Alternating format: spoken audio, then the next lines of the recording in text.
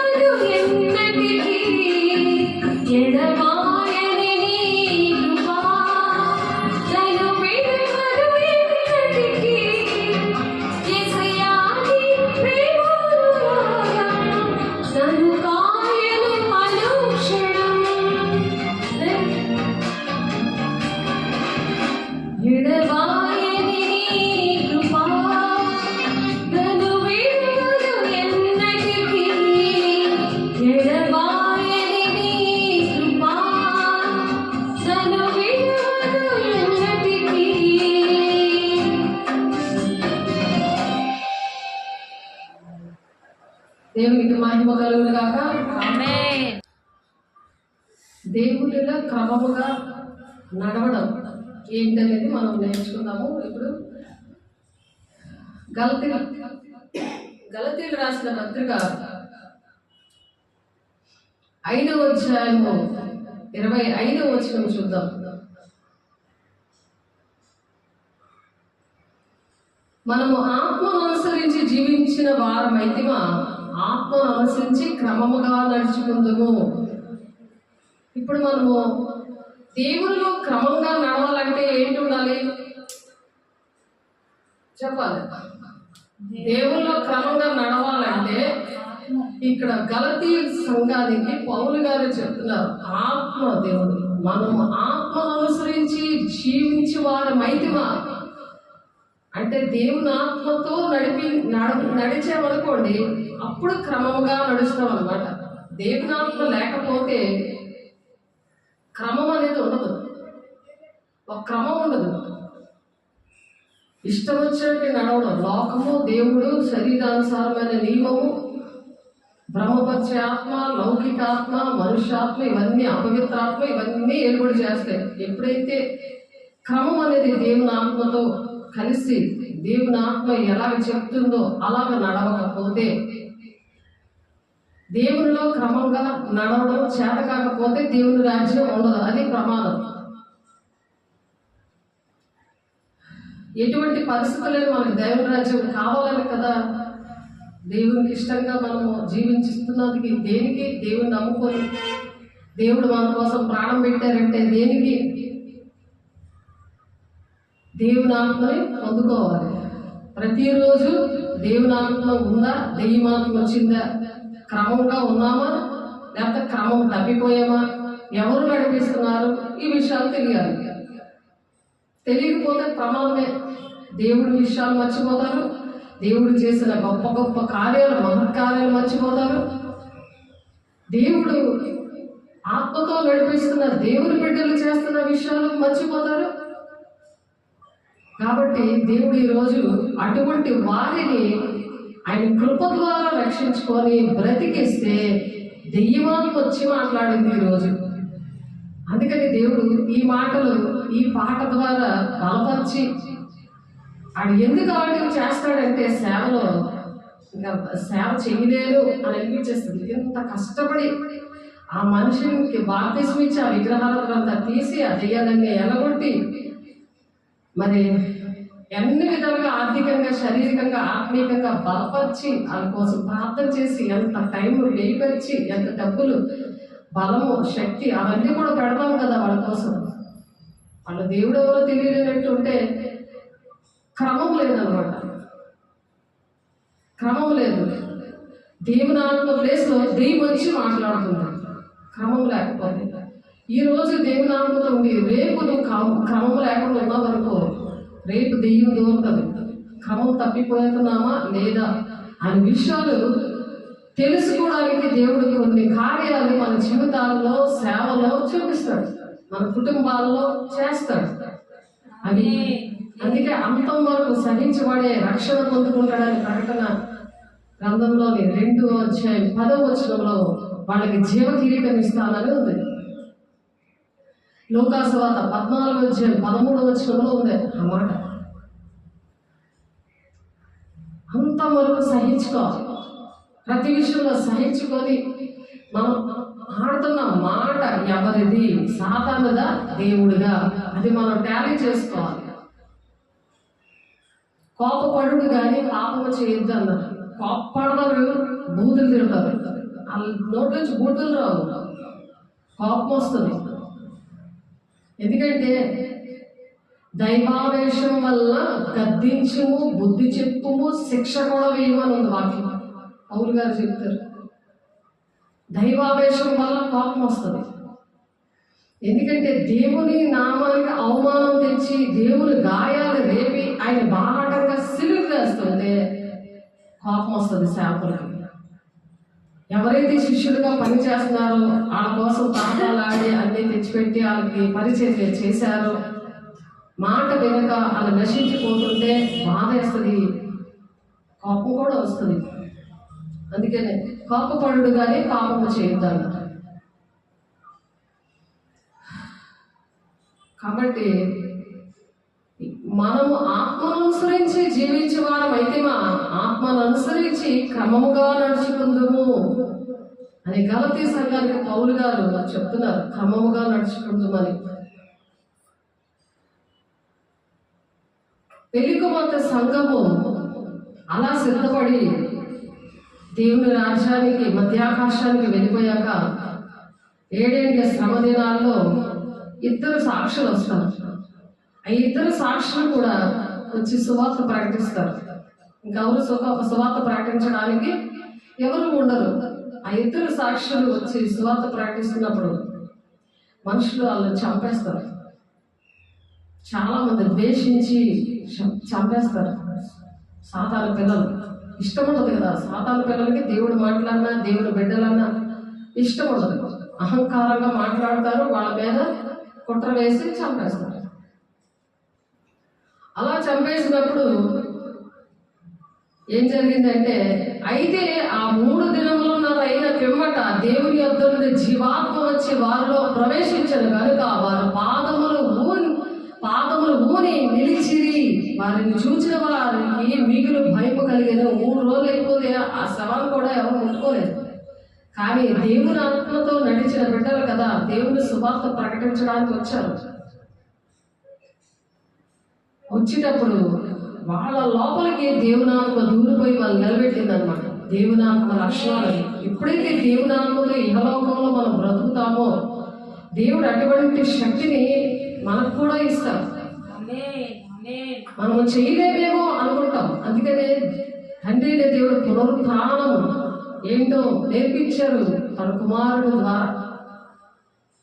3 రోజులు ఈ ఆలయాన్ని పడగొట్టి 3 రోజుల్లో నేను లేపుతానని ఛాలెంజ్ చేశాడు ఆయన. శాస్త్రుల పరిశీలనతో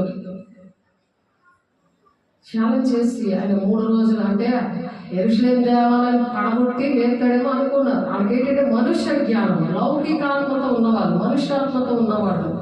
కాబట్టి వాళ్ళకి అలా అర్థమైంది. ఆత్మానుసారులు క్రమంగా నడుచుకున్న వాళ్ళకి ఎలాగ అర్థమవుద్ది?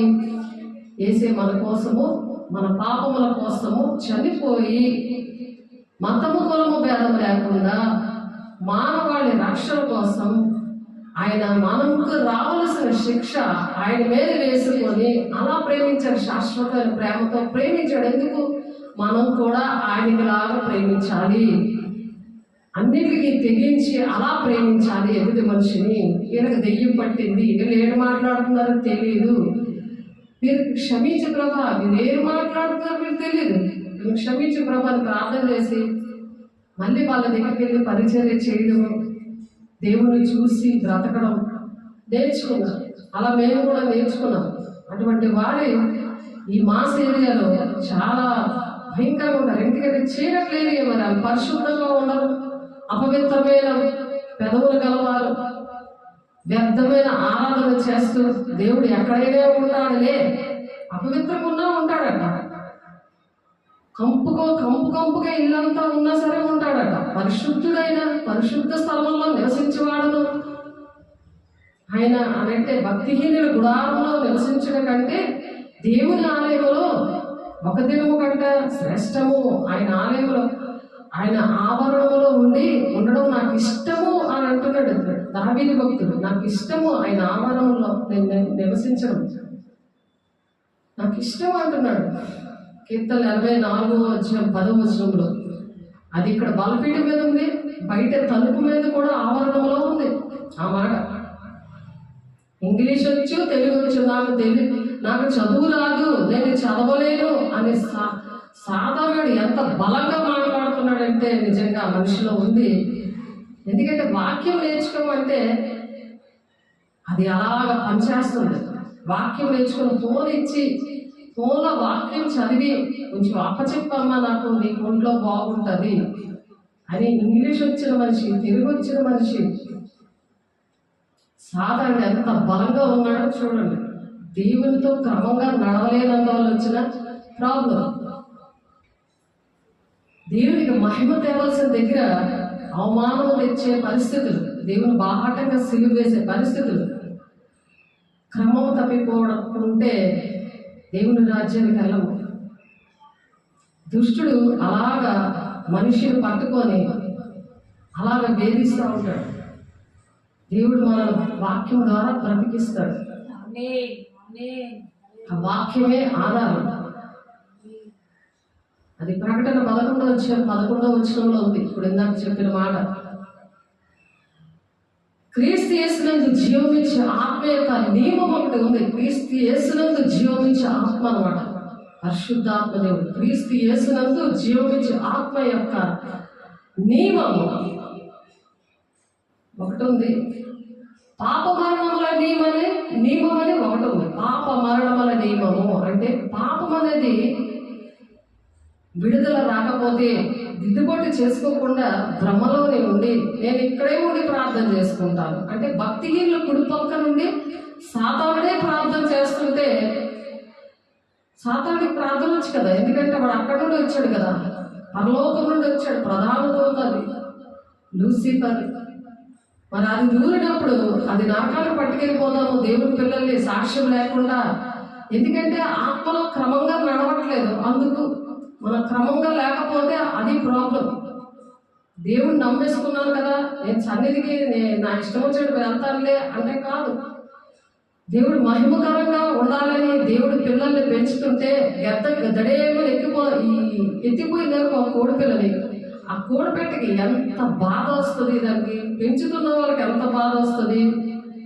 ఒకసారి ఆలోచించండి. కోడి కోసం ఆలోచిస్తుంటే మరి దేవుడు మనల్ని పెంచుతున్నాడు. ఆయన రక్తం ఇచ్చి కొన్నాను అంటున్నాడు. ప్రకటన 5వ అధ్యాయము 9, 10 వచనాల్లో ఆయన రక్తం ఇచ్చి కొనుక్కున్నాడు ఆయన. మరి మనం ఎలా ఉండాలి? ఆయనకి ఇష్టంగా నడవాలి కదా, క్రమంగా నడవాలి కదా. నువ్వు రక్తమే ఒక బాటిల్ రక్తమే 2వ బాటిల్ అడిగి తీస్తావా? అది ఎక్కువ ఉంటే 9 పాయింట్లు 10 పాయింట్లు ఉంటే మనిషికి మినిమం 9-10 పాయింట్లు ఉంటుంది. దానికన్నా ఎక్కువ ఉంటే ఒక బాటిల్ ఇవ్వాలి, ఇంకో బాటిల్ ఇవ్వమంటే ఇస్తారా?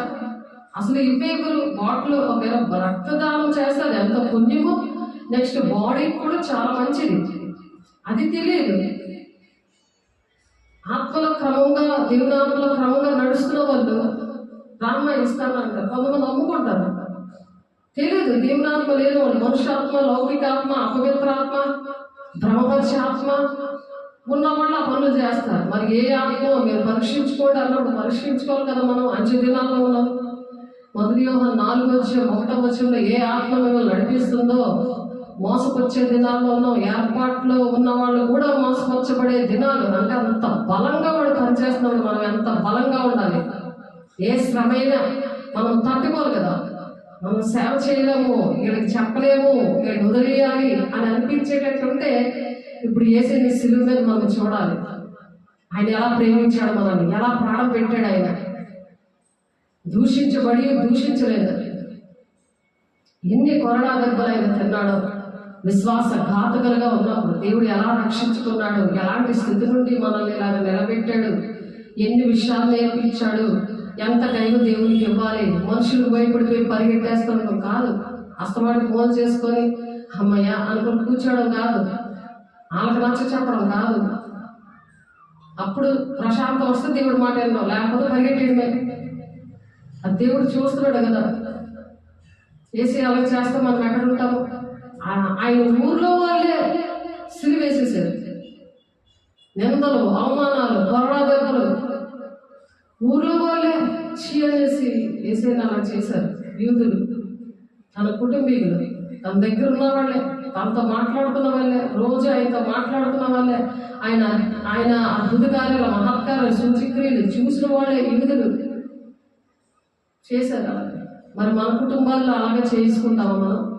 మనం అలాగే మనం ఎంత భరించుకోవాలి? మనం దేవుని కోసం ఎంత గట్టిగా నిలబడాలి? ఎంత దేవుని ఆత్మతో క్రమంగా నడవాలి? ఆ దేవుని శక్తి, దేవుని ఆత్మ ఎంత గట్టిగా మనలో పని చేయాలి? ఆయన చూస్తూ అప్పుడు మన స్వబుద్ధి మీద ఆధారపడితే ఇంకా చేయలేము అనేసుకుంటాం. నా వల్ల అవ్వదు అని వస్తుంది సాతాను మాట. అదే ఆయన చూసామనుకో, ఆయన మన కోసం ఎలాగా భరించుకున్నాడు. బాధించబడి నోరు తెరవలేదు. అలా ఉండగలుగుతున్నామా? ఆలోచించండి. అలాగా ఉండాలని దేవుడు ఈరోజు మనతో మాట్లాడుతున్నారు. అటువంటి పరిస్థితులు మరి ఈ రోజు కలిగే బాధ కలిగే దేవుడు ఈ మాటలు మాట్లాడుతున్నారు. నేను ఇంకో మాటలు చెప్దాం అనుకున్నాను. 2 పేతురు 4:16 ఎవడైనా క్రైస్తవుడైనందుకు బాధపడిన ఎడల అతడు సిగ్గుపడక ఆ పేరుని బట్టి దేవుని మహిమ తేవాలట.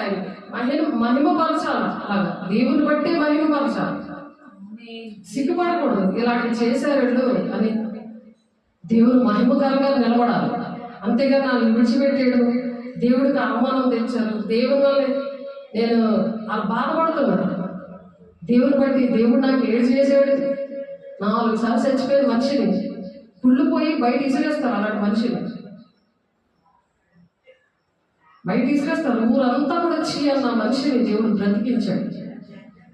చూడండి, ఆ మనిషిలోని నా 3 పూట్ల అన్నం పెడుతున్నాడు. ఎలాగన్నా పెడతారో అన్నం పెడితే స్తుతి ప్రార్థన కూడా చేయకుండా పక్కన మేము చెప్తుంది ఆ మనిషి. ఎవరైనా చెప్తుంది కదా, మనసులోంచి రావాలి కదా. అది వ్యర్థమైన ఆరాధన. మీ పెదవులు నన్ను ఘనపరుస్తున్నాయి కానీ మీ హృదయం నాకు దూరంగా ఉందని ఆయన ఏడుస్తున్నాడు, దుఃఖపడుతున్నాడు. ఆయన నీకోసం ప్రాణం పెట్టిన దేవుడు కన్నీరు పెడుతుంటే నీకు మంచిదా?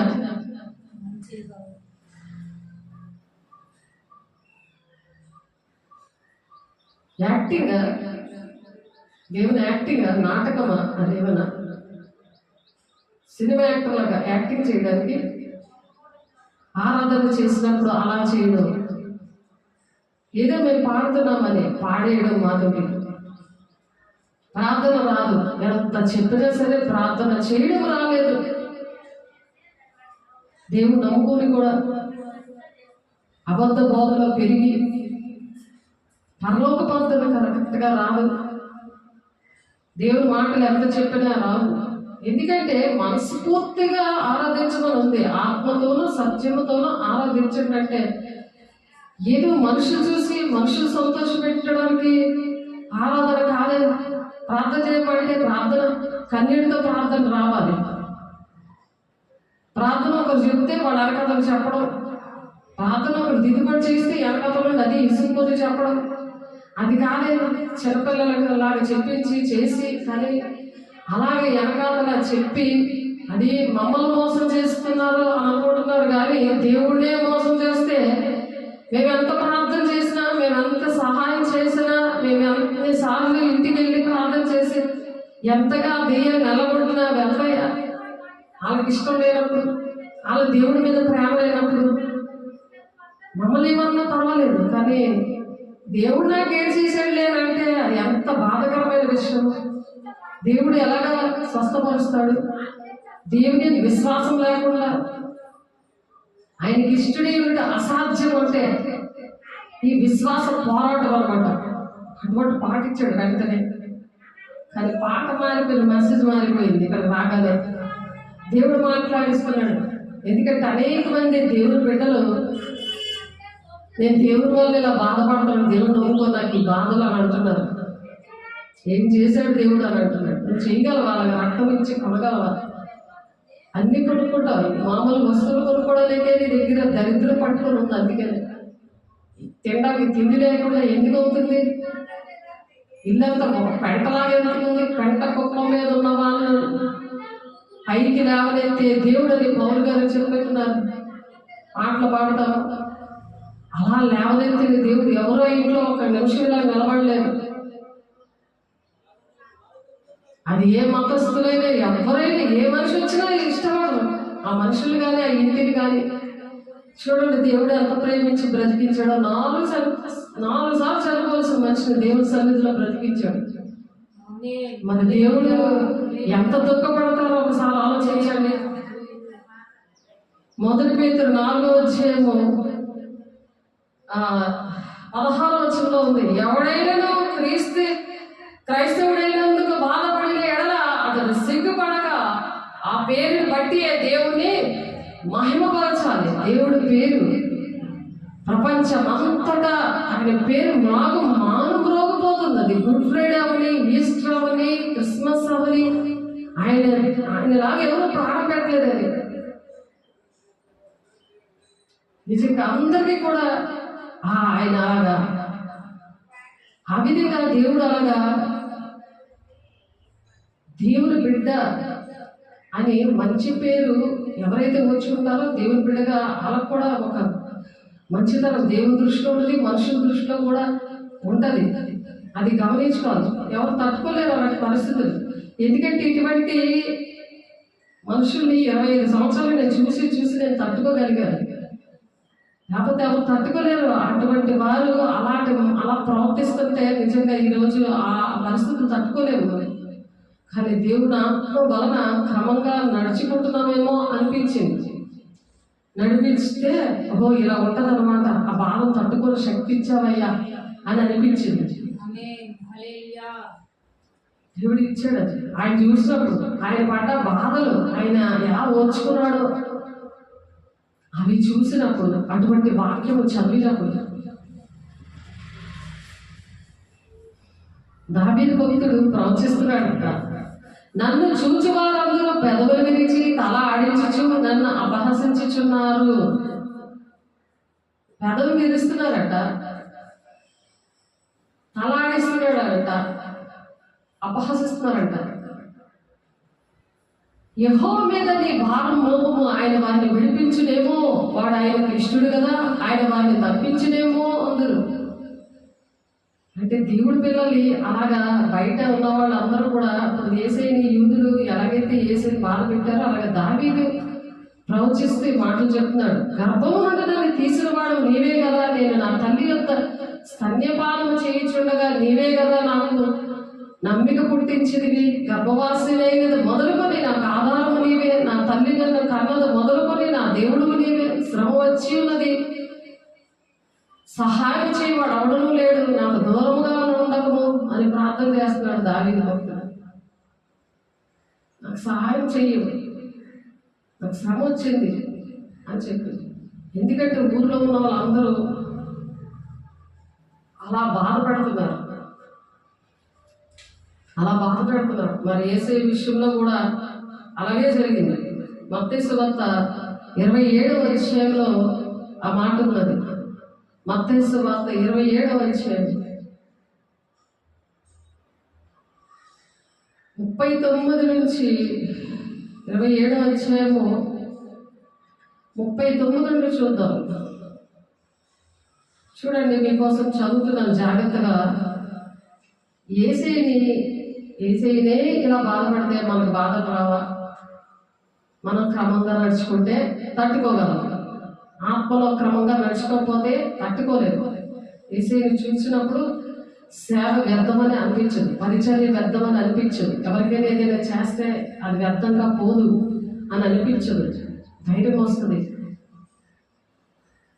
మొండ్ల కిరీటమును అల్లి ఆయన తలకు పెట్టి ఒక రెల్లు ఆయన కుడి చేతిలో నుంచి ఆయన ఎదుట మోకాళ్ళు అని యూదుల రాజా నీకు శుభమని ఆయన అపహసించారు. మనకు ఎవరైనా అలా చేస్తున్నారా? జోక్ చేస్తున్నారు. మన తలంపులు, ఆలోచనలు సాతాను ఆలోచనలాగా ఉన్నాయి. దేవుడు ఏం చేశాడు అని అలాగా ఆ మనుషుల నుంచి అటువంటి మాటలు వచ్చాయి. చచ్చిపోతే ఊరోళ్ళందరూ కూడా చచ్చిపోతే మంచిదిరా బాబు, ఇలాంటి కంపు మనిషి, ఇలాంటి చెడ్డ మనిషి అని అనుకున్న వాళ్ళు దేవుడు బ్రతికిస్తే అలాగే బ్రతకాలి.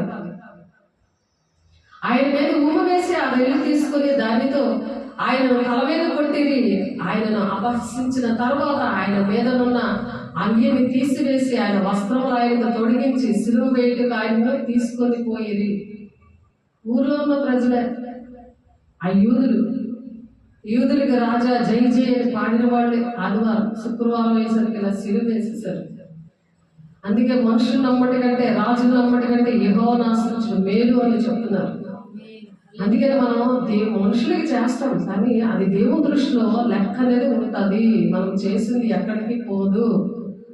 మనం దేవుని బిడ్డలు ప్రేమించాలి. ఎటువంటి పిల్లలైనా, ఏ మతమైన, ఏ కులమైన, ఎవరినైనా దేవుడు ఎలాగైతే ప్రేమించి తన ప్రాణాన్ని అర్పించాడో మనము కూడా అలా ఉండాలని దేవుడు ఈ మాటలు మనకు నేర్పిస్తున్నాడు. ఆత్మలోని మనం క్రమంగా ఆయన ఆత్మతో ఉండి క్రమముగా నడుచుకుంటూ మన గలతీ 5:25 చెప్తున్నారు. వారు వెళ్ళిచుండగా కురేయుడైన సీమోను కూడా కనబడగా ఆయన సిలువ మోయుటకు అతన్ని బలవంతము చేసిరి. ఆ కొరడాలతో కొడుతుంటే ఆయన బోర్లో పడిపోయాడు. ఇది ఒక ఆమెకు చూపించారు. ఆమె కూడా అలాగే చేసింది. ఈమె కన్నా ఇంకొక ఆమె సీనియర్ ఉంది. ఆమె తన కుటుంబం కూడా అలా చేస్తే ఆమె కళ్ళలో చూపించారు. ఆమె అలా చేసింది కూడా. ఈ 32వ వచనం, ఆ సీమోను అన్న ఆయన్ని ఆ సిలువ వేసే బోర్లో పడిపోతే మొయ్యలేక అలా హింసిస్తుంటే అది పట్టుకొని సిలువ పట్టుకొని మోసాడు ఆయన. వారి కపాల స్థలమును అద్దమిచ్చి గొల్గోత అనబడిన చోటికి వచ్చి చేదు కలిపి ద్రాక్షారసం ఆయనకు తాగనిచ్చారు. కానీ ఆయన దాన్ని రుచి చూచి తాగనొల్లకపోయాను. అది తాగితే ఏంటవుతుందంటే, కొంచెం పని చేసి వచ్చినోడికి తాగుతాడు కదా, ఆ మత్తు ఉంటే వాడి గుళ్ళొప్పులు పోతాయి. సేమ్ అలాంటిది అనమాట. ఇప్పుడు వీళ్ళు కొట్టిన దెబ్బలు ఆ ఉపశమనం కలగడానికి ఆ చేతులు తాగనిస్తే దేవుడు తాగలేదు. ఎందుకంటే తండ్రి చిత్తాన్ని కరెక్ట్గా నేను నెరవేరుస్తాను. నా బిడ్డల విషయంలో నేను నీతిమంతుల కోసం రాలేదు, పాపాత్ముల కోసమే వచ్చానని. నా పాపం నుండి రక్షించబడాలంటే ఆ పరిశుద్ధ రక్తం ద్వారానే పాప క్షమాపణ జరుగుతుందని అన్ని వేద గ్రంథాల్లో పితరులు రాసి ఉంచారు, భక్తులు రాశారు. అది నెరవేర్పులోకి వచ్చింది. ఆ నెరవేర్పు కరెక్ట్గా జరిగితేనే మానవాళికి రక్షణ అని చెప్పి దేవుడు అది ఆ చేతుల్ని పుచ్చుకోలేదు. వారు ఆయన సిలువ వేసి పిమ్మట చీట్లు వేసి ఆయన వస్త్రములు పంచుకున్నారు. ఎందుకంటే ఆ వస్త్రం కూడా చాలా పవర్ఫుల్గా పనిచేస్తుంది. ఆ వస్త్రము ద్వారా అనేకమైన అద్భుత కార్యాలు, మహత్కారాలు, సూచక్రియలు, స్వస్థతలు జరిగాయి. అంత పరిశుద్ధుడు పరిశుద్ధమైన ఆలయంలో ఉంటాడు. ఆయన పరిశుద్ధుల లోపల ఆయన నివసిస్తాడు. వాళ్ళని క్రమంగా నడుచుకునేలాగా చేస్తాడు.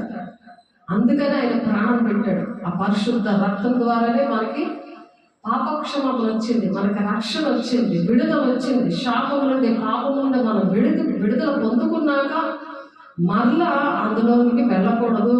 ఆ పాపం స్థితిలోనికి మళ్ళీ వెళ్ళకూడదు, క్రమంగా నడుచుకోవాలి అని చెప్తున్నారు. అబద్ధాలు అలాంటివి ఆడకూడదు.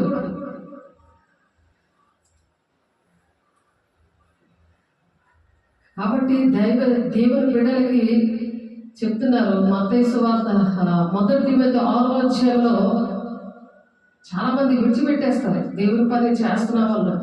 దేవుడు ఏర్పాటు చేసుకున్నారు.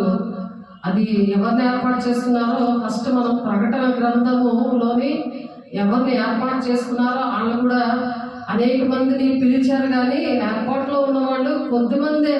ఆ కొద్దిమందిలో కూడా ఎలా ఉండాలి, వాళ్ళ పరిస్థితులు ఎలా ఉంటాయి అని నేర్చుకుందాం. ప్రకటన 5:9 నుండి చదువుతున్నాను, ఒకసారి వినండి. ఆ పెద్దలు, నీవు ఆ గ్రంథమును తీసుకొని దాని మొదలు విప్పుటకు యోగ్యుడవు, నీవు వధింపబడిన వాడవే, నీ రక్తమిచ్చే ప్రతి వంశంలోను, ఆయా భాషలు మాట్లాడే వారిలోను, ప్రతి ప్రజల్లోని, ప్రతి జనములోను దేవుని కొరకు మనుష్యులను కొని, దేవుని కొరకు మనుష్యులు కొన్నాడట ఈ రక్తము ద్వారా. ఆయన ఈ పరిశుద్ధ రక్తం ద్వారా. ఎందుకంటే పరిశుద్ధాత్మ శక్తి వల్ల పుట్టాడు. మనకు పాపం రక్తంలో పుట్టలేదు. ఎవరైనా పుట్టారా మీరు ఆలోచించండి.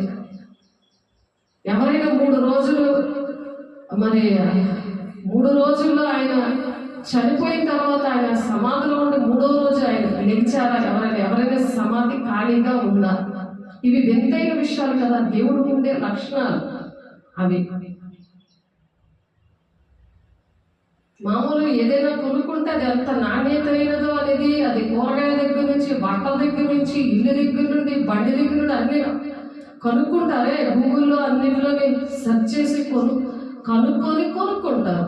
మరి దేవుడు ఆయన పరిశుద్ధ రక్తం ఇచ్చి కొనుక్కున్నాడంట కొంతమంది మనుషుల్ని. ప్రతి జనములోను, ప్రతి వంశంలోను, ఆయా భాష మాట్లాడే వారిలోని అన్ని భాషలు మాట్లాడుతున్నారు కదా.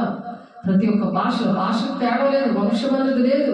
ప్రతి ఒక్క ప్రజల్లోనూ ప్రతి ఒక్కరిలోనూ కూడా దేవుని కొరకు దేవుని పని చేయాలని, దేవుని పిల్లలు నశించిపోతున్న పిల్లల్ని రక్షించుకోవడానికి దేవుని కొరకు మనుషుల్ని ఈ రక్తం పెట్టి కొనుక్కున్నాడట. నిన్ను నన్ను కొనుక్కున్నాడు ఆయన. నువ్వు డబ్బులు సంపాదించుకుంటావు కానీ రక్తాన్ని ఎలా సంపాదించుకుంటావు? పరిశుద్ధ రక్తం అనేది ఎక్కడ దొరుకుతుంది? అలాంటప్పుడు నువ్వు పరిశుద్ధంగా నీ బాడీని ఉంచుకోవాలి, నీ ఇంటిని ఉంచుకోవాలి, నీ మాటలు ఉంచుకోవాలి, నీ తలంపులు, ఆలోచనలు, ఉద్దేశాలు అన్నీ కూడా పరిశుద్ధంగా ఉండాలి. ఇప్పుడు దేవుడి మాటలు వస్తాయి. ఇలాంటి దెయ్యం మాటలు రావు.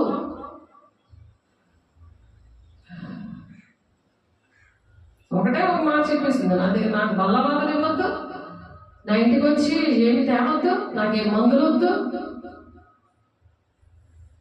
అది దెయ్యం మాటలే దేవుడి మాటలు. రక్తం ఇచ్చి కొనుక్కుంటే మేము రాము అని చెప్పలేదు, మేము వస్తామని చెప్పాము. చూడండి, దేవునామ స్తోత్రం.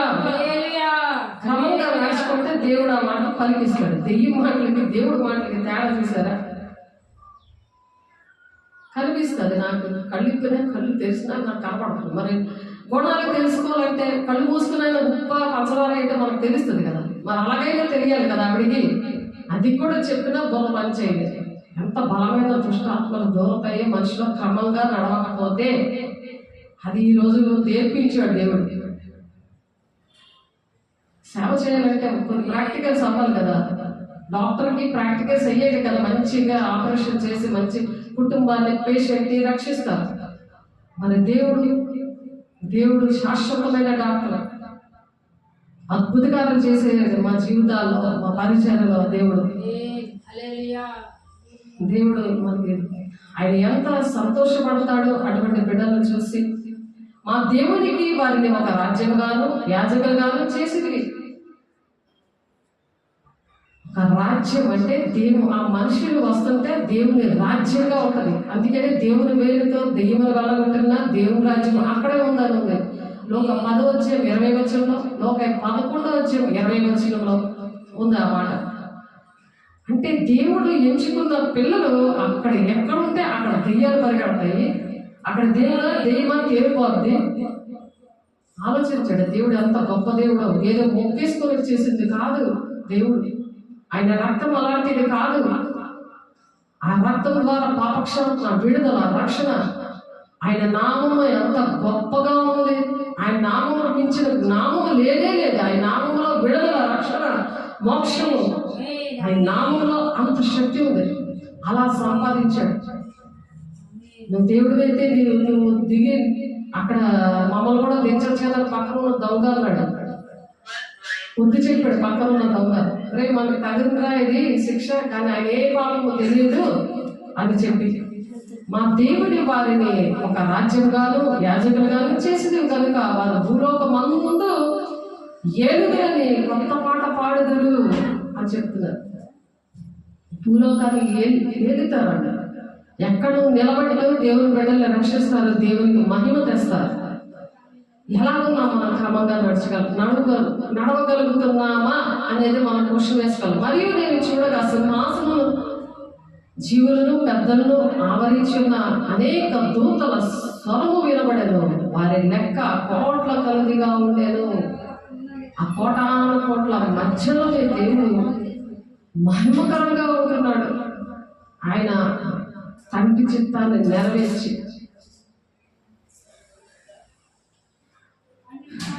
కాబట్టి సమూయేలు దావీదును అభిషేకించాడు. దావీదు కూడా అటువంటి బాధలు పడి, మరి ఇక్కడ కీర్తన 22వ అధ్యాయం 7 నుంచి వచనాలు చూస్తే తను కూడా అటువంటి బాధలు పడి ప్రార్థన చేసినప్పుడు ఒక రాజు స్థితిని ఇచ్చాడు దావీదుకి. మీరు ఆయన దేవుడు అనుకుంటే ఆయన కూడా మానవ రూపంలోనే వచ్చాడు. మహిమనంతటిని విడిచిపెట్టి యేసయ్య దేవుని కుమారుడుగా, మనిషి కుమారుడిగానే ఆయన పుట్టాడు. ఆయన తండ్రి చిత్తాలు నెరవేర్చడానికి మన కోసం, మానవాల రక్షణ కోసం ఆయన ప్రాణము పెట్టి ఆయన సజీవుడిగా తండ్రి చిత్తాన్ని నెరవేర్చి తండ్రి కుడిపార్శ్వాన కూర్చున్నాడు. మనం కూడా అలాగే కూర్చోబెట్టుకుందామని ఆయన ఆశపడి ఇవి నేర్పిస్తున్నాడు. మనం ఓర్చుకోవాలి. ఎలా ఓర్చుకోగలము? క్రమముగా ఆయన ఆత్మలో క్రమముగా నడవడం బట్టి మనం నిలబడగలం, లేకపోతే మనం తట్టుకోలేము. మనుష్యాత్మ కానీ, మరి అపవిత్రాత్మ కానీ, లౌకికాత్మ కానీ, బ్రహ్మపక్షాత్మ కానీ, ఈ ఆత్మలు ఏదైనా ఉంటే, దేవునాత్మ లేకపోతే ఓర్చుకోలేము, తట్టుకోలేము ఇటువంటి పరిస్థితులు. దేవుడు ఎలా తట్టుకున్నారు? ఆ 8 మేకులు వేస్తే మరి ఆయన ఎలా తట్టుకున్నారు? 40 రాత్రులు 40 పగళ్ళు మరి ఆయన పరిశుద్ధాత్మ శక్తి వలన అరణ్యానికి ఏడవబడి సాతానుడితో శోధించబడ్డాడు. మనకు కూడా ఇలా శోధనలు వస్తున్నాయి. సాతానుడితో శోధన, ఆడ మనుషులు దూరి మమ్మల్ని ఏడిపించాడు. ఈరోజు మేము ఏడలేదు, ఎందుకంటే అనుభవం 25 సంవత్సరాల అనుభవం, ఇటువంటి సేవలు అనుభవం. ముందు ఏడ్చేవాళ్ళు, అర్థమయ్యేది కాదు. కానీ ఈరోజు అంత ధైర్యంగా అంటే దేవుడు మమ్మల్ని నడిపించాడు కాబట్టి, దేవా అటువంటి వారిని మేము పరిచయం చేయడానికి ఇంకా మంచి బిడ్డలు ఇవ్వండి, వాళ్ళకి పరిచయం చేయడానికి ఇంకా బలమైన బిడ్డలు ఇవ్వండి అని ప్రార్థన చేశారు. ఇంకా ప్రార్థన చేద్దామని డిసైడ్ అయ్యాను తప్ప వాళ్ళు విడిచిపెట్టడానికి డిసైడ్ అవ్వలేదు.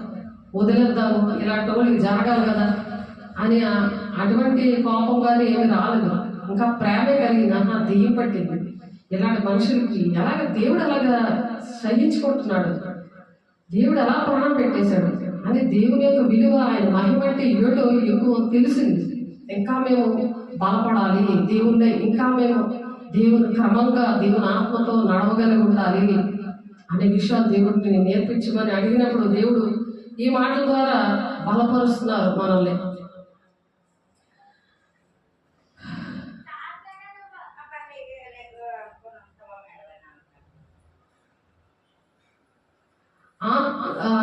ఎందుకంటే మేము ఇలా జీవించాలి, ఎందుకు ఇలా నడవాలంటే ఒక తీర్పు అనేది ఉంటుంది అనమాట. 1 కొరింథీయులు రాసిన పత్రికలో ఉంది ఆ మాట. 1 కొరింథీయులు చూద్దాం. కొరింథీ పత్రికలో పౌలు గారు రాస్తున్నారు, 3వ అధ్యాయము 13వ వచనంలో, వాని పని కనబడును. వాని పని కనబడుతుందట. మనం ఏ పని చేసినా సరే దేవుని దృష్టిలో అగ్ని పరీక్షిస్తారు. వాని పని కనబడును, ఆ దినము దాన్ని తేటపరచును, అది అగ్ని చేత బయలుపరచబడును, మరియు వాని పని ఎట్టిదో దాన్ని అగ్నియే పరీక్షించును. మనం ఏ మంచి కార్యాలు చేసినా దేవుడితో క్రమంగా నడుచుకుని చేస్తున్నామా, సాతాను నడిపిస్తున్నాడా అనే విషయాలు ఈ అగ్ని పరీక్షిస్తుందట. అగ్ని అయిన దేవుడు పరీక్షిస్తాడు. అటువంటి పరిచర్య, సేవ, పరిచర్య చేస్తున్నావా, లేసే శిష్యులుగా పనిచేస్తున్నావా సంఘంలో? పునాది మీద ఒకటి కట్టిన పని నిలిచివేయడా వాడు జీవం పుచ్చుకొను. ఆ పని కానీ నిలబడిందనుకో జీతం పుచ్చుకుంటాడు, నిలబడలేదనుకో జీతం ఉండదు. స్వర్గమా నరకమా, పని అనేది కరెక్ట్గా ఉండాలి. మన పని చేస్తున్న సరిగ్గా ఉండాలి. ఒక ఆత్మను రక్షిస్తున్నామంటే అది ఎలాగ నడిపించాలనేది ఆ జ్ఞానం దేవుని దగ్గర నుండి సంపాదించుకోవాలి. ఆ విషయాన్ని దేవుని దగ్గర నుండి, దేవా వాళ్ళని ఎలా రక్షించాలనే జ్ఞానాన్ని దేవుడిని అడగాలి. ఆ కృపావరాలు, ఆ ఆత్మీయ ఫలాల వల్లనే వాళ్ళని రక్షించగలరు. దేవుడు ఆ అభిషేకము, ఆ జ్ఞానం ఇస్తాడు. ఒకరి పని కాల్చివేయబడిన ఎడల వారికి నష్టం కలుగును. ఆ పని కాలిపోయినట్టు అయిపోయింది అనుకోండి, వాళ్ళకి నష్టం కలుగుతుంది. పని చేసినా సరే అతడు తన మట్టుకు రక్షించబడి కానీ అగ్నిలో నుండి తప్పించుకున్నట్లు రక్షించబడదు. ఎవరైతే ఆ పని చేస్తున్నారో వాళ్ళు రక్షించబడతారు, కానీ ఎదుటోళ్ళు రక్షించబడలేరు. మీరు దేవుని ఆలయమే ఉన్నారని, దేవుని ఆత్మ మీలో నివసించుతున్నదని మీరు ఎరుగరా? ఎవడైనా దేవుని ఆలయంలో పాడు చేసినట్ల దేవుడు వారిని పాడు చేయదు. దేవుని ఆలయము పరిశుద్ధమై ఉన్నది, మీరు ఆలయమే ఉన్నారు. ఎవడనూ తను తాను మోసపరచుకోనకూడదు. నాలో దేవుడు ఉన్నాడు కదా అని అహంకారంగా ఉండేది కాదు. ఎక్కడున్నా సరే దేవుడు వచ్చి నా ప్రార్థన వింటాడు అని చెప్తుంది. అలా మోసం చేసుకోకూడదు. దేహము దేవుని ఆలయంలో ఉన్నప్పుడు వెంటనే కృతజ్ఞతగా దేవుడి మీద కలుగుతుంది. దేవుడి మీదే కలగలేనప్పుడు మనుషుల మీద, చేసిన వాళ్ళ మీద, ఆ పని చేసిన వాళ్ళ మీద ఉండదు. ఆ దేవుని ఆలయంలో ఉన్న ఇంట్లోనే ఆ ఆలయం ఎక్కడ ఉంటుందో ఆ మనిషి ఎక్కడ ఉంటారు, అక్కడ దేవుడు నివసిస్తాడు. అంతేగాని దేహము సాతానాలయంగా చేసుకున్నప్పుడు అక్కడ దేవుడు ఉన్నాడు. ఎవడనో తను మోసపరుచుకోకూడదు. మీలో ఎవడైనా ఈ లోకమందు తాను జ్ఞానిగా అనుకునే జ్ఞాని ఎవరికి వెర్రివాడే కావాలను. ఆ జ్ఞానం ఎలాంటిది వెర్రితనం ఉంటుంది అనమాట. వెర్రోలు మాట్లాడుకోవాలని అందరికీ అర్థమైపోతుంది. వెర్రి మాటలు అలాంటివి చీకటి దుష్టుడి మాటలు అన్నమాట. ఈ లోక జ్ఞానం దేవుని దృష్టికి వెర్రితనమే. జ్ఞానులు వారికి యుక్తులు ఆయన పట్టుకొను. దేవుడు అలాంటి పట్టుకుంటాడట. మరియు జ్ఞానుల యోచనలు వ్యర్థములని ప్రభువునకు తెలియను అని వ్రాయబడినది. అటువంటి ఆలోచనలు చాలా వ్యర్థమైన ఆలోచనలు. ఆ వ్యర్థమైన ఆలోచనలు దేవుని సన్నిధి రాకుండా, దేవుని మాట వినకుండా, దేవుని సన్నిధిలో అన్నిసార్లు చక్కగా ఉంది అవిశ్వాసమైన మాటలు దేవుడు వాళ్ళకట. మరియు జ్ఞానుల యోచనలు వ్యర్థములని ప్రభువునకు తెలియను. అవేం జ్ఞానం? అది వెర్రితనమైన జ్ఞానం అనమాట. ఈ లోక జ్ఞానం అది. ఈ లోక జ్ఞానం అది. దేవుడు నడిపిస్తాడు, దేవుడు బాగు చేస్తాడు అని నమ్మకం లేదు. దేవుడి సన్నిధిలో ఎన్నిసార్లు దేవుడు ఎన్ని కార్యాలు చేశారని నమ్మకం లేదు. అవిశ్వాసము దేవుడికి ఇష్టం లేదు. ఇది సాతాను గుణం. అది వాళ్ళు దేవుని రాజ్యాన్ని వెళ్ళరు అని ప్రకటన 22:15 ఉంది. మళ్ళీ అలాగే ప్రకటన 21:8 ఉంది. దేవుని రాజ్యం కాకుండా నరకాలకు వెళ్ళే లిస్ట్ అది. అందులో అవిశ్వాసులు ఉన్నారు. అందులో విశ్వాసం లేకుండా దేవునికి ఇష్టడేమిట అసాధ్యము అది హెబ్రీ 11:5 ఉంది. విశ్వాసం లిస్టు వాళ్ళు చనిపోయినా సరే దేవుని బిడ్డలుగా సాక్ష్యం పొందుకున్నారు, నీతి మంతుల సాక్ష్యం పొందుకున్నారు. అటువంటి సాక్ష్యం పొందుకోవాలి మనము, చనిపోయినా బ్రతికినా అని చెప్పి దేవుడు ఈ మాటలు చక్కగా మనకి నేర్పిస్తున్నారు.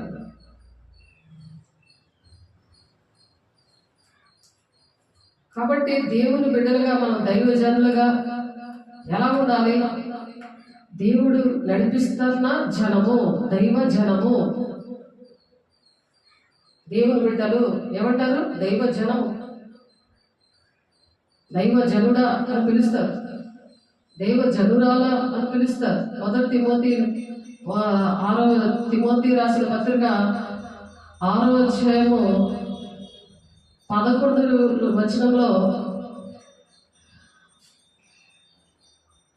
కొన్ని విషయాలు విసర్జించమని పౌలు తిమోతి గారికి చెప్తున్నాడు. 1 తిమోతి రాసిన పత్రిక 6వ అధ్యాయం 11 దైవ జనుడా అంటే దేవుని యొక్క జనుడా, దేవుని పని చేయవాడా, నీవైతే వీటిని విసర్జించి నీతిని, భక్తిని, విశ్వాసమును, ప్రేమను, ఓర్పును, సాత్వికమును సంపాదించుకుంటకు ప్రయాసపడు. ఇంకా సాత్వికం కావాలి, ఇంకా ఓర్పు అనేది కావాలి, ఇంకా ప్రేమ కావాలి, ఇంకా విశ్వాసము, ఇంకా భక్తి. దానికంటే ముందేంటి? నీతిని, భక్తిని అని ఫస్ట్ రాస్తున్నాయి. నీతిని, భక్తిని. నీతిగా మనం ఉండాలి, ఎక్కువ భక్తి చేయాలి. భక్తి చేస్తే ఏదొస్తుంది? విశ్వాసము, ప్రేమ. దేవుడు చేస్తాడు, ఇటువంటి మనుషులు బాగు చేస్తాడు. ఓర్పు వస్తుంది. ఓర్పు వస్తే ఏదో సాత్వికము, సాత్వికం వస్తుంది. సంపాదించుకుంటూ ప్రయాసపడు అంటున్నాడు. దేవుని యొక్క జనమే అటువంటి పనులు చేస్తారు. లేకపోతే శాస్త్రుల పరిశీలన చెప్తారు కానీ వాళ్ళు ఏ పనులు చేయరు. ఆ లెక్కల్లో వెళ్ళకూడదు. దేవుడు రక్తం ఇచ్చి కొనుక్కున్నాడు. ఇందాక చదువుకున్నాం కదా, వాళ్ళు ఏర్పాటు చేసుకున్న మనుషులు కొన్నారు అని ఉంది కదా, అందులో కొన్నాడు మనల్ని. కొంతమందిని కొనుక్కున్నాడు ఆయన. అందరినీ కొనుక్కుంటే అందరూ చెయ్యరు, అందరూ చేసేస్తారా? చేయమన్నాడు. ఎవరైనా చేస్తారా? చేయరు. కొనుక్కుంటేనే చేయరు. నిన్ను నన్ను కొనుక్కున్నారు కదా, చేయాలి కదా. అందుకు దేవుడు మనతో మాట్లాడుతున్నాడు. దేవుడు చూశాడు కదా ఇప్పుడు ఇవన్నీ. కాబట్టి దేవుడు కొట్లాది వందనాలు. విశ్వాస సంబంధమైన మంచి పోరాడము. విశ్వాస సంబంధమైన మంచి పోరాడాలి. అవిశ్వాసంగా ఉండకూడదు. సాధారణ మనుషుల గురి అవిశ్వాసంగా మాట్లాడాలే అది వదిలేయకూడదు. వదిలేస్తే ఏంటి? నేను కూడా సాధారణ ఉన్నాడు కొన్నాట్లో వదిలేస్తాను, అంతే కదా. విశ్వాస సంబంధమైన మంచి పోరాడము, నిత్య జీవమును చేపట్టము అంటే దేవుని రాజ్యాన్ని పట్టుకో. పోరాటం ఇది జీవితంలో. అందుకే అంతవరకు సహించేవాడు రక్షణ పొందుకుంటాడు అని ఎందుకు చెప్తున్నారు? దాని పొందుటకు నీవు పిలువబడేది. ఎందుకు పిలుచుకున్నాడు దేవుడు నిన్ను? దేవుడు నమ్ముకొని దండం పెట్టేసి వెళ్ళిపోడాక, దండం పెట్టేసి ఏది చేతులు ఉంటే అదేదో అలా పడేసి దేవుడికి ఇచ్చేసరిలే నా పని అయిపోయింది అని వెళ్ళిపోవడానికి దేవుడు పిలవలేదే. అది భక్తి కాదు. విశ్వాస సంబంధమైన మంచి పోరాడము, నిత్య జీవనం చేపట్టము, దాని పొందుడుకు నీవు పిలువబడి అనేక సాక్షుల ఎదుట మంచి ఒప్పుకుంటివి. అనేక మంది దగ్గర నువ్వు ఒప్పుకున్నావు, దేవుని బిడ్డలేని నువ్వు ఒప్పుకున్నావు. దేవుని దగ్గర దేవుని బిడ్డవని రుజువుపరిచాడు దేవుడు. నీకు ఆ అభిషేకం ఇచ్చాడు, అటువంటి ప్రేమను ఇచ్చాడు, అటువంటి బాధ్యత ఇచ్చాడు. సమస్తమునకు జీవాధారుడైన దేవుని ఎదుటను పొంతు పిలాతులంతా ధైర్యంగా ఒప్పుకొని సాక్ష్యం ఇచ్చిన క్రీస్తు ఎదుటను మన ప్రభువైన యేసు ప్రత్యక్షము వరకు నీవు నిష్కలంకముగాను అనింద్యుడుగాను ఈ ఆజ్ఞ గైకొనవలని నీకు ఆజ్ఞాపించుచున్నాను. ఆర్డర్ వేసాడు పౌలు తిమోతికి, నీకు ఆజ్ఞిస్తున్నాను. నువ్వు ఒప్పుకున్నావు దేవుని దగ్గర, నువ్వు దేవుని బిడ్డవి. దేవుడు నేను రక్తం ఇచ్చి కొనుక్కున్నాడు, దేవుడు నేను అభిషేకించాడు, నేను పిలుచుకున్నాడు ఒక పని కోసం. కాబట్టి అలా ఉండాలని దేవుడు ఆశపడి మాటలు చెప్తున్నారు. దేవుని బిడ్డ, దేవుడు ఎంత ఇష్టపడుతున్నాడు మనల్ని. అందరికి అప్పచెప్తారా? ఇంట్లో పనులన్నీ అప్పచెప్తారా? మామూలు మన ఇంట్లో పనులు ఎవరికి తాళాలేమో అప్పచెప్పం. అది దేవుడి ఇంట్లో పనులు ఇవి అప్పచెప్తారా? అది ఎంత భాగ్యం. ఎందుకంటే నేను రక్తం ఇచ్చి దేవుడి గురించి మనుషుల్ని కొంతమంది కొన్నారట, అందులో మనం కూడా ఉన్నాము. దేవుని నామమునకు స్తోత్రం. ఆ విషయాలు ప్రకటన 5వ అధ్యాయం 9 నుండి 11 వచనాలు మనం ఇందాక చదివాం. కాబట్టి ఒక దైవజనుడు ఉన్నాడంట బైబిల్లో. అలా మనం ఉండాలి. దేవుని జనులు, దేవుని యొక్క బిడ్డ, దేవుని యొక్క జనము. అర్థం దైవజనుడా అంటే దైవజనురాలా, దేవుని పనిదానా అని అర్థం. అలేం గొప్ప కాదు. రక్తం ఇచ్చారు, కొనుక్కున్నాడు. మనుషుల్లో కొంతమంది కొనుక్కున్నాడు. అది మా భాగ్యం, అంతే. ఆ భాగ్యము ఎంచుకొని ఇష్టంగా చేస్తున్నాము. మీరు కూడా చేయాలనుకుంటే ఆఫ్లైన్లో ఉన్నవాళ్ళు, ఆన్లైన్లో ఉన్నవాళ్ళు చేయండి. మిమ్మల్ని కూడా దేవుడు ఎంచుకున్నాడు. ఆశ ఉంటే అదేం కష్టమైన పని కాదు, ఇష్టంగా చేసేది. దేవుణ్ణి ప్రేమిస్తే అది ఇష్టంగా చేస్తారు. దేవుని ఆత్మతో లోబడితే చాలు, ఆయన ఆత్మతో నింపేస్తాడు. కొరతలేని ఆత్మతో నింపుతారు. వాళ్ళు దేవుని మాటలే పలుకుతారు, కానీ అవిశ్వాసమైన మాటలు రావు, భూ సంబంధమైన మాటలు రావు వాళ్ళకి. కాబట్టి ఒక దైవజనుడు బైబిల్లో ఉన్నట్టు చూడండి. ఎలా 2వ రాజుల గ్రంథం 4వ అధ్యాయము 9వ వచనం. కాగా ఆమె తన పెనిమిటిని చూచి మన యొద్దకు వచ్చి చూపవచ్చును వాడు భక్తిగల దైవజనుడని నేను ఎరుగుదునని ఒక ఆమె భార్య భర్తకి చెప్తుంది. మన దగ్గరకు వస్తున్నాడు కదా ఒక దైవజనుడు. ఆ దైవజనుడు భక్తిగల దైవజనుడు అని నాకు అనిపిస్తుంది. అలాగా మనం భక్తిగల దేవుని బిడ్డలము, దేవుని యొక్క జనము మనము అని ప్రజలు అనుకోవాలి. మనం వెళ్ళడం రావడం కాదు, మన ప్రవర్తన ఎలా ఉండాలి. అందరూ ఏం చెప్పాలి?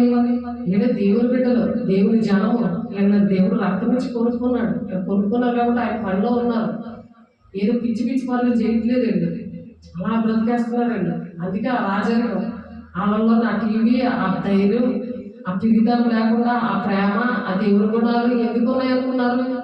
ఎందుకు అది చేస్తున్నా సరే వాళ్ళు ఏం పట్టించుకోకపోయినా, దేనికి ఆశ్రయించకుండా ఎందుకు వెళ్తున్నారు అనుకుంటున్నారు?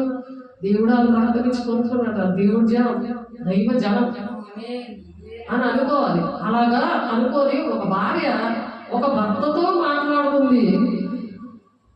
ఏంటంటే, కాగా ఆమె తన పెనిమిటిని చూచి మన యొద్దకు వచ్చి చూపవచ్చున్న వాడు భక్తిగల దైవజనుడని నేను ఎరుగుదును. కావున మనం అతనికి గోడ మీద ఒక చిన్న గది కట్టి అందులో అతనికి కొరకు మంచము, బల్ల, పీట, దీపస్తంభమును ఉంచుదము.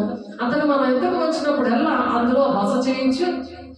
అతను ఉంటాడు, ఎంత దూరం నుండి వస్తున్నాడు, ఎంత కష్టపడి వస్తున్నాడు. అతని కోసం ఈ ఏర్పాట్లన్నీ చేద్దామంటే అతనితో గెహజీ అని ఒక ఆయన ఉన్నాడు. ఆ షునేమీరాయలు అన్నమాట ఆమె పేరు బైబిల్లో. అతను భర్తతో అలా చెప్పి అన్ని ఏర్పాట్లు చేస్తే గెహజీ ఆయన ఆ దైవజనుడితో ఉంటే ఆయన వచ్చినప్పుడు ఆ గెహజీ తోటి ఎవరంటే ఆ దైవజనుడు గెహజీ ఏమో సెక్రటరీ లాగా వచ్చిందంట. ఆ సేవకుడు వచ్చి ఆ ఏలి అడిగారట గెహజీని, ఎందుకు ఈమె ఇలాగా మన కోసం ఆలోచిస్తుందో ఒకసారి కనుక్కో అని అంటే, ఆమెకి 8 సంవత్సరాలు పిల్లలు లేరండి అని చెప్పాడు. ప్రతి ఒక్కరికి ఒక్కొక్క సమస్య ఉంటుంది, కుటుంబంలో, సంఘంలో, దేశంలో ఉంటుంది. కానీ దేవుని జనముగా దేవుని జనాన్ని నువ్వు ప్రేమించావనుకో, వాళ్ళకి ఏది కావాలో నువ్వు చూసావనుకో, వాళ్ళని ప్రేమించి వాళ్ళ కోసం ప్రార్థన చేయడమో, వాళ్ళ కోసం నువ్వు ఆలోచించడమో చేసావనుకో, నీకేది కావాలంటే దేవుడు ఇస్తాడంట.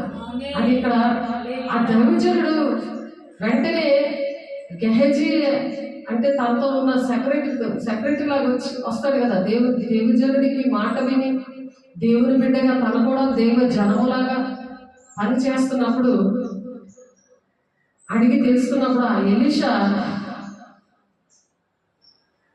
ఆమె అసలు ఏమి మన దగ్గరుండి కోరుకుంటుంది అని అనగానే కనుక్కున్నాడు ఆయన.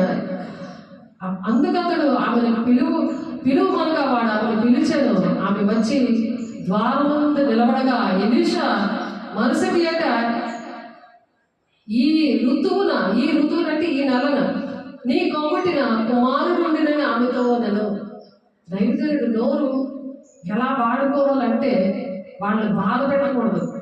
వాళ్ళు ఎంతగా ప్రేమించి ఆమె కావాల్సినవన్నీ నువ్వు చూస్తే ఆమె ఎంతగా నువ్వు సంతోషపెట్టి వాళ్ళ విషయాలు పట్టించుకుంటావో అంతగా దేవుడు నీ కుటుంబాన్ని నిన్ను దీవిస్తాడని ఇక్కడ దేవుడు చెప్తున్నారు.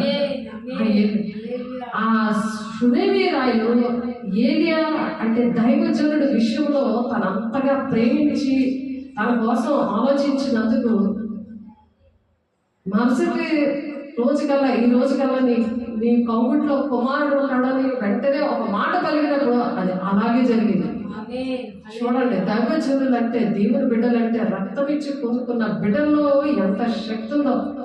అలాంటి కార్యాలు ఎన్ని చేశాడో ఈ 4-5 పరిచయాలలో. నిజంగా ఎలా చేశాడో ఆయన ఏమి లేదు, ఆయన ప్రేమించడమే. దేవుని జనంగా ఆయన రక్తం ఇచ్చి మనల్ని కొన్నాడని ఒక విశ్వాసం ఉంటే చాలా ఆయన అక్కడ ఉండి మనల్ని వాడుకోవడం స్టాప్ చేసేస్తాడు. ఏం కష్టపడక్కర్లేదు. ఎన్ని చీకట్లన్నా ఆ ఇంట్లోకి వెళ్ళాం మేము. ఎంత కంపు పడుతుందో సరే మేము ఆ ఇంట్లోకి వెళ్ళాం. దెయ్యం పట్టినట్టు మాట్లాడుతున్నాం. ఆ ఇరుగు పొరుగులో ఉన్న వాళ్ళందరూ కూడా అసహించుకున్నట్టుగా మాట్లాడింది. అన్యులకి ఇష్టపడుతున్నారు దేవుణ్ణి. వాళ్ళు చెప్తున్నారు కానీ ఈమె నోట్లో నుంచి మాత్రం మంచి మాట ఒక్కటి కూడా రాలేదు. ఆలోచించండి, దేవునాత్మకి దెయ్యమాత్మకి లక్షణాలు ఏంటి అనేది ఆలోచించండి. అందుకే నా ఇందు మీరు మీ అందు నా మాటలుంటే మీరు ఏది అడిగితే అది ఇస్తానంటున్నాడు. ఏది అడిగితే అది ఇస్తానంటున్నాడు. అలా దీవించే దేవుడు అన్నమాట. అందుకనే దేవుడు ఈ విషయాలన్నీ కూడా ప్రతి ఒక్క పనికి కూడా దేవుడు అగ్నిలోని పరీక్షించి అప్పుడు జీతం ఇస్తాడట. అలాంటప్పుడు మనం ఎంత క్రమంగా నడుచుకోవాలి దేవుని బిడ్డలారా. సార్వత్రిక సంగమా, పెళ్లి కుమార్తె సంగమా పుట్టినే చేసేది కాదు. దేవుడి ఇంటిలో పని ఎంత పరిశుద్ధంగా ఉండాలి, ఎంత నీతిగా న్యాయంగా దేవుని అభిషేకంతో దేవుని దగ్గర ఎంత కన్నీరు కాస్తే ఆ ధైర్యం వస్తుంది. యోబు 22:21 ఉంది, ఆయనతో సహవాసం చేసి నీకు సమాధానము కలుగును అంటున్నాడు. ఆయనతో సహవాసం చేస్తేనే మనకు సమాధానం వస్తుంది. లేకపోతే కన్నీరు, వేదన, దుఃఖమే ఇలాంటి పనులు విన్నా చూసినా అలా బాధ పెడితే తిరుగుబాటు చేసే స్వభావం అవి తట్టుకోలేని పరిస్థితి. ఎందుకో ఆయనతో సహవాసం చేశాం కాబట్టి సమాధానం ఉంది ప్రాణం. యోబు 22:21 ఉంది. అలాగే పేతురు 4:7 స్వస్థ బుద్ధి గలవారమే ప్రార్థన చేయటకు మెలకువగా ఉండమంటున్నాడు. స్వస్థ బుద్ధి, ఆ సమాధానం ఉండడం ఏంటి? దేవుడు ప్రేమ కలిగి ఉండడం ఏంటి? ఇంకోటి ఒక పగ, ఒక ద్వేషం, ఇవన్నీ సాధారణ లక్షణాలు. గలతీ 5:19 ఉంటాయి. గలతీ 5:22 ఆత్మీయ ఫలాలు ఉంటాయి. ప్రేమ, సంతోషం, సమాధానం, దీర్ఘశాంతము, ఆశ, నిగ్రహము, ఇలా 9 ఉన్నాయి ఫలంలో. ఆ 9 తొలలు కాబట్టి ఆ దేవుడి యొక్క గుణాలు, లక్షణాలు అవి గమనించుకోవాలి. దేవుని క్రమంగా మనం నడుచుకున్నప్పుడు అవి వర్క్ అవుతాయి. క్రమంగా నడవకపోతే అవి వర్క్ అవుతాయి. యెహోవా చూపులు జ్ఞానము గలవారిని కాపాడుతాయండి. ఎవరు కాపాడుతాయి? ఆయన చూస్తున్నాడు. చూచుచున్న దేవుడు నీవే యేసయ్యా, చూడముచ్చటాయనే అనే ఒక పాట ఉంది చక్కగా. దేవుడు చూస్తున్నాడు ప్రతిదీ కూడా. దేవుడు భయంతో ఉన్నవాళ్ళు మాట్లాడుతున్నారు కూడా వింటాడు. ఆయన సంతోషపడతాడు.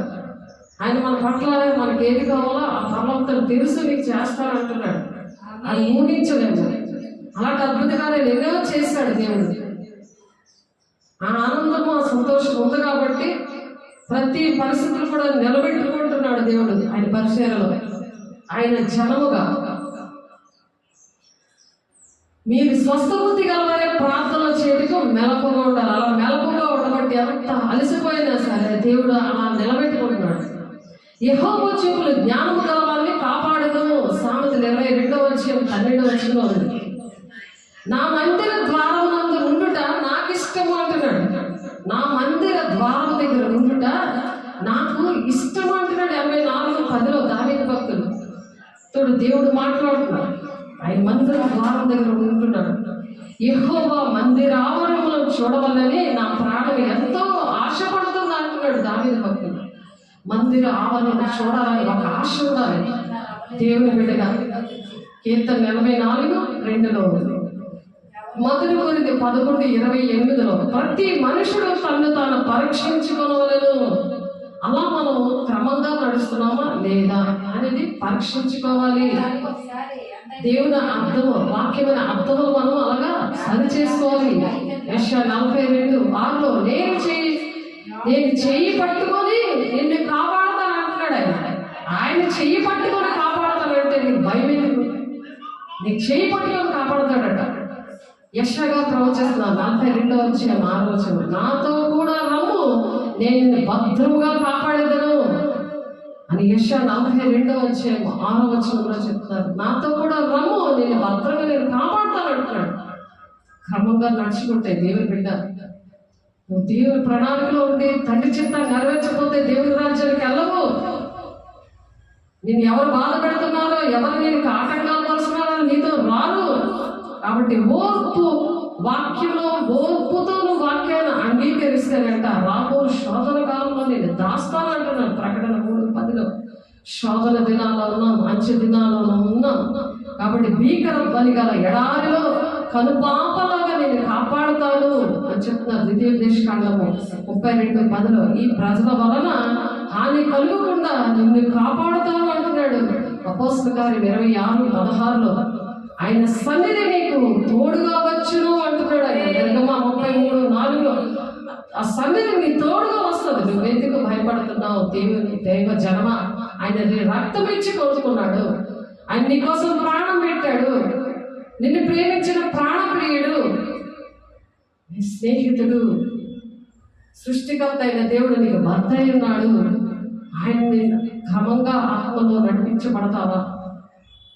ఈ రోజు నుంచైనా అని దేవుడు మనతో మాట్లాడుతున్నాడు. నీ కాలు చిక్కబడకుండానట్లు ఆయన నిన్ను కాపాడను. నీ కాలు ఎందులో చిక్కబడిపోయి అది ఇరిగిపోయినాగా అది సాతానుడికి అప్పచెప్పేసావు, అది తీసేసినా పర్లేదు అని సాతానుడు మాట్లాడుతున్నాడు. ఆ కాలు, నీ కాలు చిక్కబడకుండానట్లు ఆయన నిన్ను కాపాడును. సామెతలు 3:36 ఉంది ఆ మాట. నీ కాలు చిక్కబడదు. సాతానుడు నీ కాలు చిక్కబెట్టేశాడు. నేను రాలేను అనే మాట్లాడిస్తున్నాడు. దేవుడు నడిపిస్తాడంటే నేను రాలేను అంటున్నాడు. నువ్వు నడిపిస్తాడంటే నేను రాలేను. ఎంత గట్టిగా చెప్తున్నాడంటే సాతానుడు యేసు నామములో వాడు శాశ్వతంగా కాలిపోయాడు. వాడు ఆమేన్. యెహోవా పరదేశులను కాపాడుతున్నాడు. మరి పరదేశులే నాది వైజాగ్, అక్కడ విజయనగరం దేవుడు దర్శనంగా తీసుకొచ్చాడు, నన్ను కాపాడుతున్నాడు. ఆయన కునుగుడు నిద్రపోవడానికి చెప్తున్నాడు. కీర్తన 146 కీర్తనలో 9 గొర్రెల కాపరి తన మందను కాపాడినట్లుగా కాపాడుతున్నాడు. ఇర్మియా గారు చెప్తున్నారు, ప్రవచిస్తున్నారు 31:10 ఆయన మందను కాపాడుతున్నాడు. దేవుడు బిడ్డలందరినీ కాపాడే దేవుడు ఆయన.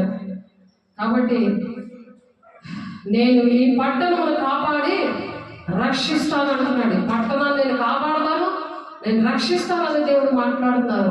సంగమా, దేవుడు సంగమా, యెషయా 37:35 నేను వెళ్ళుచున్న ఈ మార్గంలో ఆయన నన్ను కాపాడును. మనం వెళ్తున్న ప్రతి మార్గంలో కూడా కాపాడుతాడు. ఎప్పుడైతే నువ్వు ఆత్మను అనుసరించి క్రమంగా నడుచుకుంటావో, దేవుని బిడ్డ నువ్వు అలసిపోయావా, అవిశ్వాసంతో ఉన్నావా, రా దేవుని దగ్గర రా. ఏ బంధకాల్లో ఉన్నా దేవుని విడిపిస్తాను అంటున్నాడు. ఎటువంటి పరిస్థితుల్లో ఉన్నా నేను నడిపిస్తాను అంటున్నాడు దేవుని బిడ్డ. ఆదికాండం 28:25 నేను వెళ్ళుచున్న ఈ మార్గంలో ఆయన నేను కాపాడును అంటున్నాడు. హెస్కేల్ 36 కూడా 34, 39, 28, 29 కొన్ని వచనాల్లో కష్టాలు వస్తే దూషిస్తూ ఉంటారు. అలా దూషించుకున్న దేవుణ్ణి ఎవరైనా నిందలో అవమానాలు మనకు తగిలిన దేవునికి అంటున్నా సరే మనం స్తుతులు చెప్పాలి. దేవుని స్తుతులు చెప్తున్నప్పుడు అప్పుడు మనం దేవుని ఆత్మలో క్రమంగా నడుస్తున్నామని తెలుస్తుంది. ఆయన స్తుతులు అనేది చెప్పాలి. నీ కష్టాలన్నీ కూడా ఆయన తీసుకున్నాడు. నీతి, అవమానాలు, దెబ్బలు ఇవన్నీ కూడా దేవుడు భరించాడు మన కోసం. నిన్ను శిరస్సుగా ఉంచుతాను అంటున్నాడు. నిన్ను ఉన్నతంగా నేను దీవిస్తాను అంటున్నాడు. దావీదుని అలాగే రాజుగా నియమించాడు. అన్యజనుల దగ్గర అలాగే చేస్తాడట. అన్యజనుల దగ్గర ఎప్పుడైతే నమ్మకంగా ఉంటావో దేవుడి బిడ్డ, దేవుడి మాటలు దీవించుడు గాక. ప్రార్థన చేసుకుందాం.